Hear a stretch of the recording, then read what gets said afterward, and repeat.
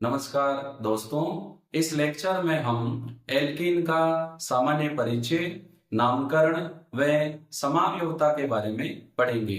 पिछले लेक्चर में हमने एल्केन के रासायनिक गुणों को डिटेल से पढ़ा था। जिन कैंडिडेट ने पिछला वीडियो नहीं देखा है वह पिछला वीडियो जरूर देखें और उसके बाद इस वीडियो तक पहुंचे। एल्कीन में सबसे पहले हम ले रहे हैं एल्कीन का सामान्य परिचय।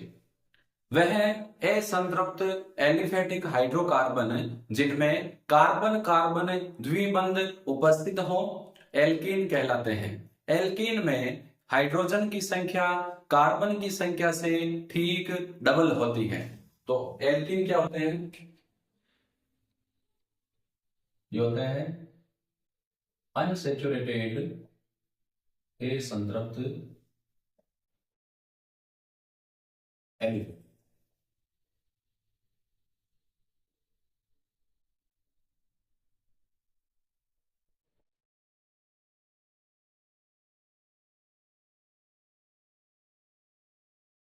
हाइड्रोकार्बन जिनमें कार्बन कार्बन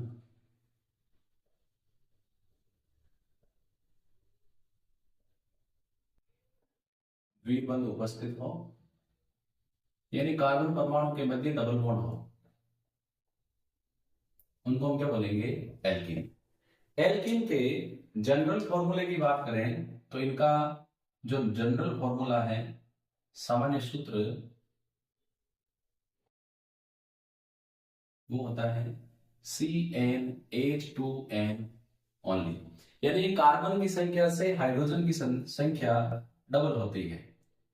एल्कीन श्रेणी का जो फर्स्ट मेंबर है, प्रथम सदस्य, इसको बोलते हैं एथीन, या एक उसका क्या नाम है, एथिलीन भी बोलते हैं। फॉर्मूले क्या है? C2H4। अगला, इसमें जो कार्बन परमाणु है उसका संकरण होता है sp2 और संरचना क्या हो जाएगी?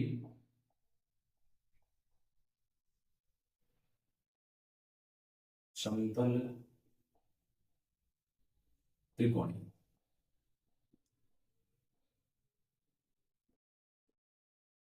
बंध कोण जो है बॉन्ड एंगल हो जाएगा 120। अगला, कार्बन कार्बन जो द्विबंध है, इस बंध की लंबाई हो जाएगी, कार्बन कार्बन एकल बंध की लंबाई होती है 1.54 एंगस्ट्रम और डबल बॉन्ड की बंध लंबाई होती है 1.34 एंगस्ट्रम या 134 पिकोमीटर।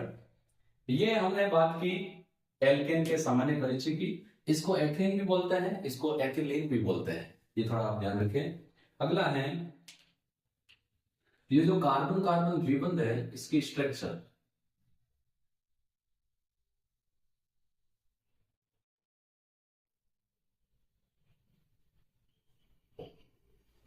क्योंकि हमें पता है कि इसमें जो कार्बन है उसका संकरण sp2 होता है, इसीलिए जब इसका ऑर्बिटल डायग्राम बनाएंगे कक्षा एक, तो सेंटर में मान लो ये कार्बन है, इसके 3 sp2 संकरित कक्षक 120 डिग्री के एंगल पर कुछ ऐसे रहेंगे, पहला, दूसरा और ये तीसरा। एंगल कितना है? 120 डिग्री।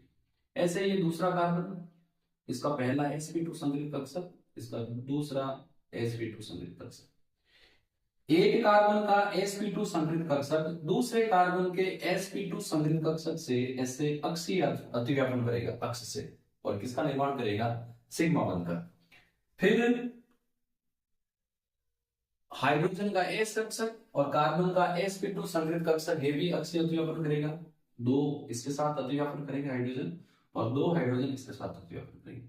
ये गोलाकार क्यों बना रहा हूं? क्योंकि हाइड्रोजन का s कक्षक होता है जिसकी आकृति कैसी होती है? गोलाकार। अब क्या होगा? कार्बन का जो तीसरा पी कक्षक है, जो असंगत पी कक्षक होता है, ये तल के लंबवत होता है। ये जो असंगठित पी कक्षक हैं, ये अक्षीय गतिव्यापन करेंगे, सॉरी समपार्श्विक गतिव्यापन करेंगे, और समपार्श्विक गतिव्यापन से किसका निर्माण होगा, पाई बंध का। तो देखो ये जो अतिव्यापन है ये है sp2 कार्बन का और हाइड्रोजन का s अतिव्यापन, और इससे क्या बनेगा, सिग्मा बॉन्ड। यहां भी यही खानी है, और ये दोनों, ये जो ओवरलैप है इसका नाम है sp2, एक कार्बन का दूसरे कार्बन का sp2 संकृत कक्षक ओवरलैप करेंगे, अतिव्यापन है, और इससे भी क्या बनेगा, सिग्मा बॉन्ड। ये जो ओवरलैप है इसमें ये पी अतिव्यापन है, वो भी संपार्श्विक, और इससे क्या बनेगा, तो एक कार्बन का sp2 संकृत कक्षक दूसरे कार्बन के sp2 संकृत कक्षक से अक्षीय अतिव्यापन करके सिग्मा बॉन्ड बनाता है। प्रत्येक कार्बन का दो sp2 संकृत कक्षक हाइड्रोजन के s कक्षक से अतिव्यापन करके सिग्मा बॉन्ड बनाएंगे। इस प्रकार एक कार्बन कुल 3 सिग्मा बॉन्ड बना रहा है, संकरण sp2 है। दोनों कार्बन के a संकृत p कक्षक परस्पर समपार्श्विक अतिव्यापन करेंगे और क्या बनेगा, पाई बॉन्ड। तो मैं इसको यहां लिख देता हूं,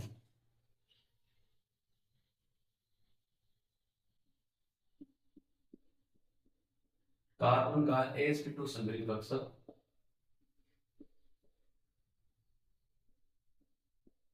दूसरे कार्बन के sp2 संकृत या कक्षक कर लें,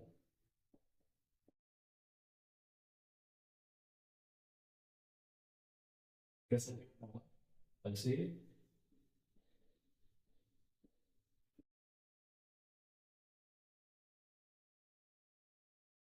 अतिव्यापन कर सिग्मा बॉन्ड बनाते हैं।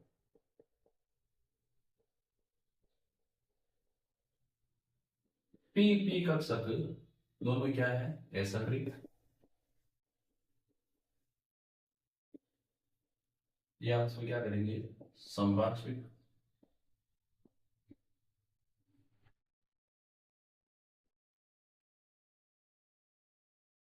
इससे क्या बनेगा, पाई बॉन्ड।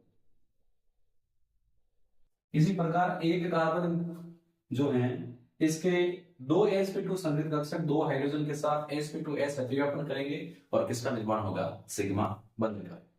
अब हम नेक्स्ट आज का जो टॉपिक है वो ले रहे हैं एल्कीन का नामकरण।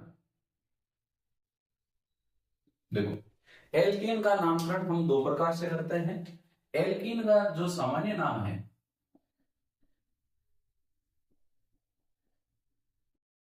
ये हम करते हैं एल्किलीन के रूप में,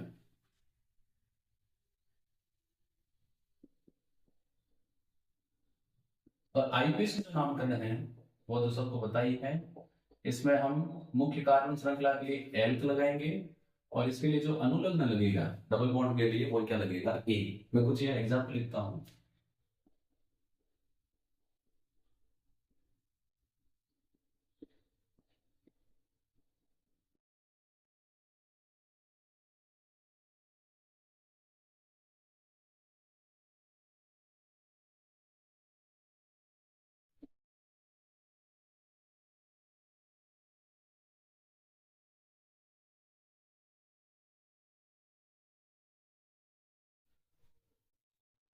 देखो यदि मैं सामान्य नाम की बात करूं तो इसका नाम होगा एथिलीन, इसका प्रोपिलीन, इसका ब्यूटिलीन। लेकिन पहले कार्बन पर जुड़ा तो अल्फा ब्यूटिलीन, इसमें डबल बॉन्ड दूसरे पर बीटा ब्यूटिलीन, और ये क्या है, आइसो ब्यूटिलीन। ये इनके क्या है, सामान्य नाम।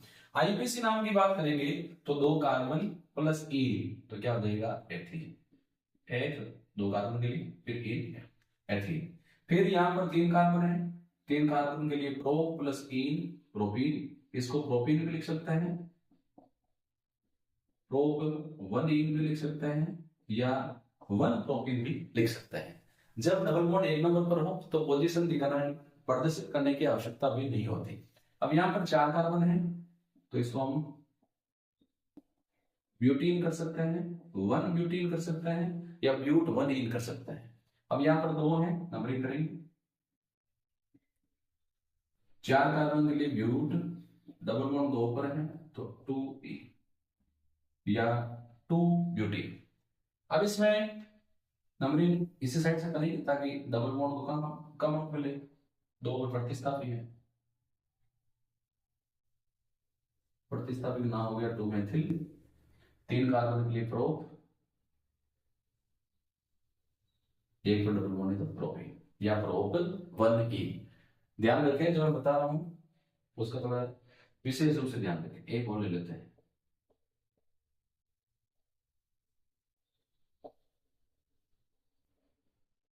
देखो मान लो ऐसी स्थिति आ जाए कि इस साइड से करेंगे तो प्रतिस्थापी दो पर जा रहा है, इस साइड से करेंगे तो डबल बॉन्ड दो पर जा रहा है, तो उस साइड से अंकन करना है जिस तरफ से डबल बॉन्ड को कम अंक मिले, क्योंकि डबल बॉन्ड एक तरह से प्रतिस्थापी नहीं होता, क्रियात्मक समूह गिना जाता है।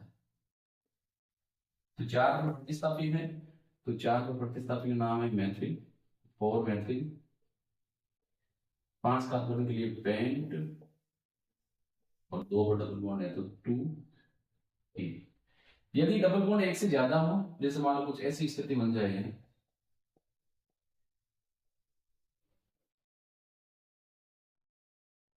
तो नंबरिंग कर लेंगे 1 2 3 4।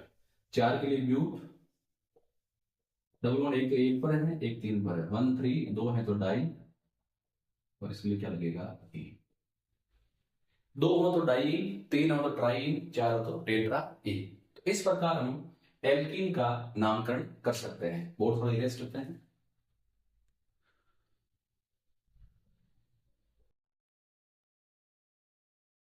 अब हम ले लेते हैं एल्कीन में समावयुक्ता।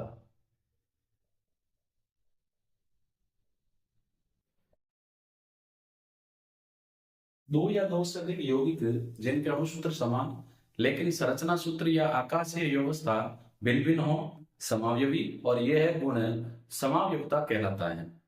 एल्कीन संरचनात्मक समावयवता में स्थिति, श्रृंखला व वलय श्रृंखला समावयवता प्रदर्शित करते हैं, जबकि त्रिविम समावयवता में ये ज्यामितीय समावयवता प्रदर्शित करते हैं।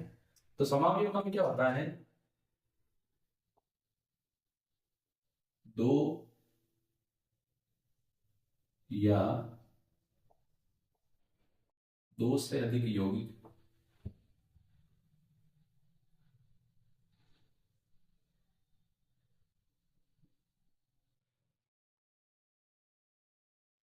जिनके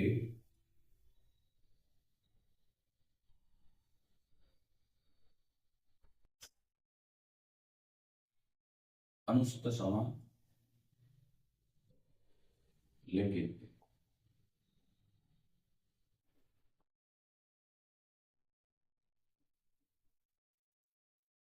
संरचना सूत्र या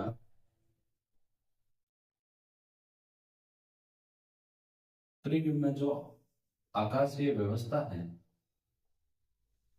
ये भिन्न भिन्न,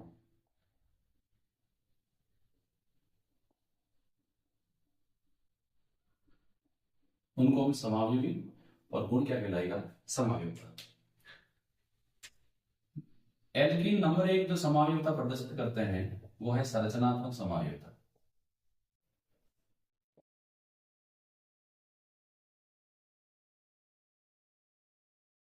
दो या दो से अधिक यौगिक जिनके अणुसूत्र समान लेकिन संरचना सूत्र भिन्न भिन्न हो, उनको हम संरचनात्मक समावयवी और गुण संरचनात्मक समावयवता कहलाता है। जो एल्कीन है वो स्थिति समावयवता प्रदर्शित करते हैं, श्रृंखला संरचनात्मक समावयवता प्रदर्शित करते हैं, और नंबर थर्ड है वलय श्रृंखला। ऐसे समावयवी जिनके अणुसूत्र समान लेकिन मुख्य कार्बन श्रृंखला में कार्बन परमाणुओं की संख्या भिन्न भिन्न हो, श्रृंखला समावयवी। और ऐसे समावयवी जिसमें द्विबंध की स्थिति भिन्न भिन्न हो, स्थिति समावयवी। और ऐसे समावयवी जिसमें एक एलिफेटिक संरचना हो, खुली श्रृंखला, और एक वलय श्रृंखला हो, उसको हम बोलेंगे वलय श्रृंखला समावयवी। देखो एग्जाम्पल की बात कर रहे हैं, जैसे प्रोपीन C3H6, इसमें क्या हो सकता है, एक इसमें हो सकता है CH3 CH double bond CH2, एक तीन कार्बन आपस में मिलकर एक वलय का निर्माण करें। कार्बन यहाँ भी 1 2 3, 2 हाइड्रोजन यहाँ, 2 यहाँ, 2 यहाँ 6। तो ये जो दोनों समावयवी हैं, इसमें एक खुली श्रृंखला है, इसमें वलय है, तो ये क्या कहलाएंगे आपस में? वलय श्रृंखला समावयवी।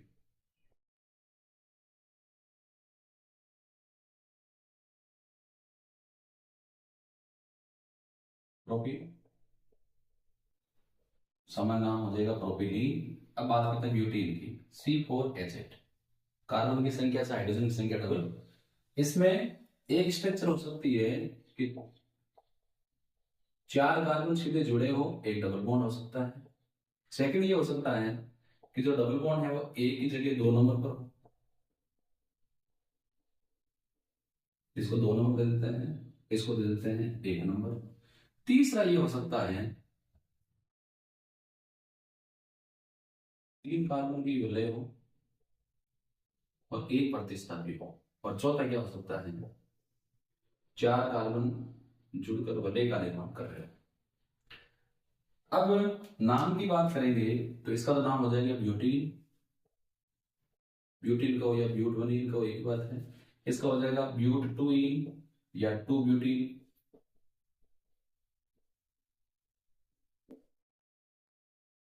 ये हो जाएगा 2 पर मैथिल है, 2 मैथिल प्रोपीन। तो ये क्या है? इसका नाम पता ही है, साइक्लो चक्र। 4 कार्बन सिंगल बॉन्ड से जुड़े ब्यूटेन। अब देखो, कार्बन नंबर जो एक, सॉरी, समावयवी नंबर 1, समावयवी नंबर 2, इसमें कार्बन परमाणु की संख्या 4 है। इसमें भी मुख्य कार्बन श्रृंखला में 4 है। इसमें डबल बॉन्ड 1 पर जुड़ा है, इसमें डबल बॉन्ड 2 पर जुड़ा है। तो डबल बॉन्ड की स्थिति भिन्न भिन्न, तो समावयवी नंबर 1 और समावयवी नंबर 2, ये क्या है? स्थिति समावयवी। अब देखो, समावयवी नंबर 1, समावयवी नंबर 3, समावयवी नंबर 2, समावयवी नंबर 3, सॉरी 3 की जगह 4 है।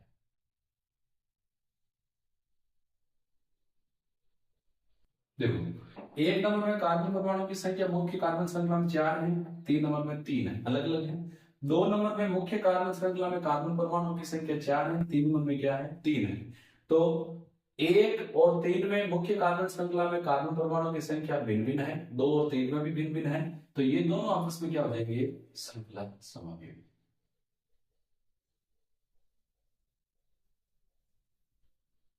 इसी प्रकार समावयवी नंबर 1 और समावयवी नंबर 4, यानी फर्स्ट और फोर, फर्स्ट और, इसको मैं चलिए 2 कर लेते हैं, 2 और 4, ऐसे ही 3 और 4, ये आपस में क्या है? वलय श्रृंखला समावयवी। एक में खुली श्रृंखला है तो दूसरे में रिंग है, लेकिन फिर भी इनका अनुसूत्र क्या है? समान। तो इस प्रकार यदि मुख्य कार्बन श्रृंखला में कार्बन परमाणु की संख्या भिन्न भिन्न तो श्रृंखला, द्विबंध की स्थिति भिन्न भिन्न तो स्थिति समावयवी, और एक खुली श्रृंखला एक वलय है तो वलय श्रृंखला समावयवी कहलाते हैं। अब दूसरी जो समावयवता है जो एल्किन प्रदर्शित करते हैं उसका नाम है ज्यामितीय समावयवता। ये त्रिविम समावयवता का एक प्रकार है।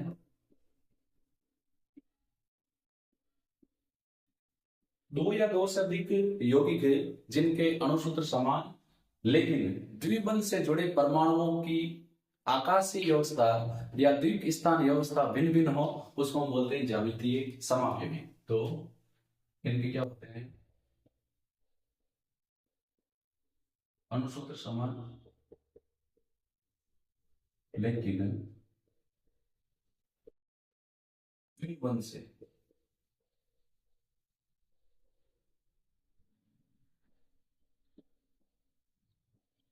जुड़े परमाणु या समूह हो सकते हैं।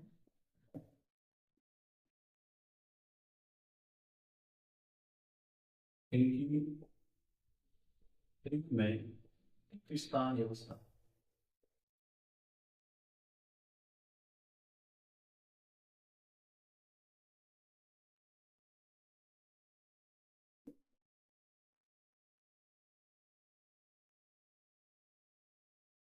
तो समान लेकिन द्विबंध से जुड़े परमाणु या परमाणुओं के समूह की दिक् स्थान व्यवस्था भिन्न भिन्न हो, ज्यामितीय समावयवी, और यह गुण ज्यामितीय समावयवता कहलाता है।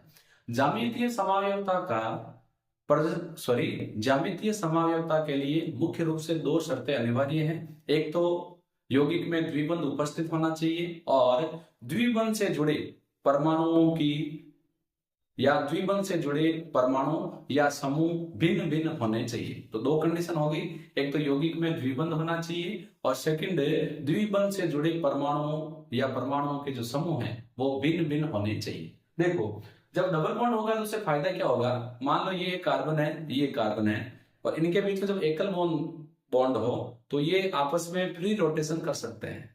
इस हाथ को भी मैं घुमा सकता हूँ और इस हाथ को भी मैं घुमा सकता हूँ। लेकिन जब इनके बीच में डबल बॉन्ड बन जाएगा, यानी एक बॉन्ड और लेकर आ जाऊंगा इनके बीच में, अब क्या होगा, अब फ्री रोटेशन नहीं होगा। कर सकते हैं क्या? नहीं कर सकते, क्योंकि रोटेशन करेंगे बॉन्ड टूट जाएगा।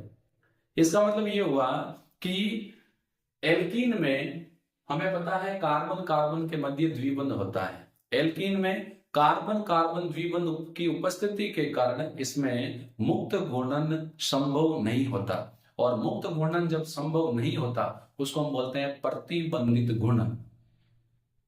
तो इसमें मैं लिख देता हूं, एल्कीन में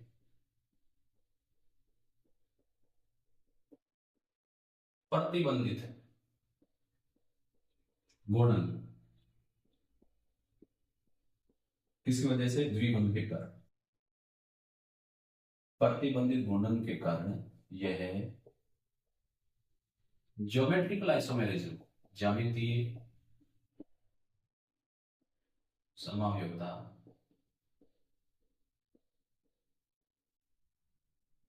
प्रदर्शित करते हैं। तो एक कंडीशन तो पूरी होगी, डबल बॉन्ड है, प्रतिबंधित घूर्णन हो जाएगा। दूसरा, द्विबंध से जुड़े कार्बन परमाणु से जुड़े समूह भिन्न भिन्न होने चाहिए। यानी जो एल्कीन है, इसमें जो कार्बन परमाणु आपस में डबल बॉन्ड से जुड़े हैं, इन कार्बन परमाणु से जुड़े समूह भिन्न भिन्न होने चाहिए। अब देखो, यहाँ ए है, यहाँ बी है, यहाँ बी है, यहाँ ए है।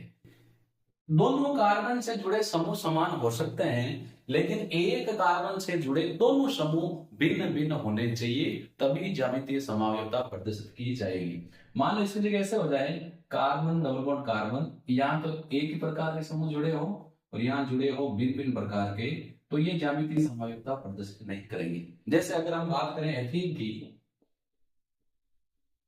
तो एथीन में कार्बन कार्बन डबल बॉन्ड होता है, दोनों से दो दो हाइड्रोजन जुड़े होते हैं, समूह समान है, ये प्रदर्शित नहीं करेंगे। ऐसे में बात करूं प्रोपीन की, तो प्रोपीन में क्या होता है, CH3 CH double bond CH2। तो इस कार्बन से एक हाइड्रोजन जुड़ा है, एक CH3 जुड़ा है, ये तो अलग अलग है, लेकिन दूसरे कार्बन से दोनों जुड़े हुए समूह क्या है, समान, तो ये भी ज्यामितीय समावयवता प्रदर्शित नहीं करेगा। तो कौन करेगा? 2-ब्यूटीन। अब देखो, ज्यामितीय समावयवी जो है ये दो प्रकार के होते हैं। यदि द्विबंध से जुड़े समान समूह एक ओर हो या एक तरफ है, तो इसके लिए हम लिखेंगे सिस, या हिंदी में इसको लिखेंगे समकक्ष। दूसरा, यदि द्विबंध से जुड़े समान समूह एक दूसरे के विपरीत है, एंटी हो, तो इसको हम लिखेंगे ट्रांस, हिंदी में लिखेंगे विपक्ष। जैसे एग्जाम्पल की मैं बात करूं तो एग्जाम्पल हो गया 2-ब्यूटीन। 2-ब्यूटीन होता क्या है, CH3 double bond number 2 carbon होता है CH3। अब इसमें देखो, एक हाइड्रोजन एक CH3 अलग है, इसमें भी एक हाइड्रोजन एक CH3, दोनों अलग है। तो देखो, सिस ट्रांस कैसे बनाएंगे, C double bond CH CH3, इस तरफ मैंने CH3 रख दिया है, इस तरफ मैंने लिख दिया H। समान समूह, हाइड्रोजन एक तरफ CH3 एक तरफ, ये क्या हो गया, सिस। दूसरा, carbon double bond carbon, hydrogen CH3 hydrogen CH3, इसमें समान समूह एक दूसरे के विपरीत हैं, तो ये क्या हो जाएगा? ट्रांस। सिस और ट्रांस समावयवियों में दिक् स्थान अलग अलग होने के कारण इनका द्विध्रुव आघूर्ण, गलनांक, क्वथनांक और विलेयता के मान भिन्न भिन्न होते हैं। थोड़ा इरेज करते हैं, एक दो एग्जाम्पल और लेंगे। एक और लेते हैं 1,2 डाइक्लोरो, या 1,2 तो नहीं होगा, 2,3 कर लेते हैं, 2,3 डाइक्लोरो ब्यूटीन।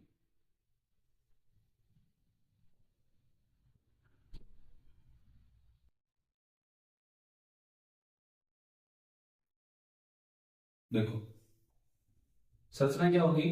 ब्यूटीन है और उसको ब्यूट 2A, ब्यूटीन वाला एक भी हो जाएगा। अब देखो डबल बॉन्ड 2 नंबर पर है, कुल कार्बन है 4, ब्यूट नंबर 4 कार्बन, 2 इनका मतलब डबल बॉन्ड 2 पर, फिर है 2,3 डाइक्लोरो, यानी इस पर भी क्लोरीन जुड़ा है, इस पर भी क्लोरीन जुड़ा है। बाकी हम बैलेंस पूरी कर सकते हैं। ये क्या हो जाएगा? CH3, और ये भी क्या हो जाएगा? CH3। इसका सिस बनाएंगे तो क्या करेंगे? Carbon carbon double bond Cl, CH3, CH3, Cl, समान समूह, क्लोरीन ऊपर की तरफ एक तरफ, CH3 एक तरफ, सिस इसका विपरीत, carbon double bond carbon Cl, Cl, CH3, CH3, समान समूह एक दूसरे के एंटी, तो ये क्या हो जाएगा? ट्रांस। कुछ पॉइंट मैं बोल रहा हूं, आप लिख सकते हैं।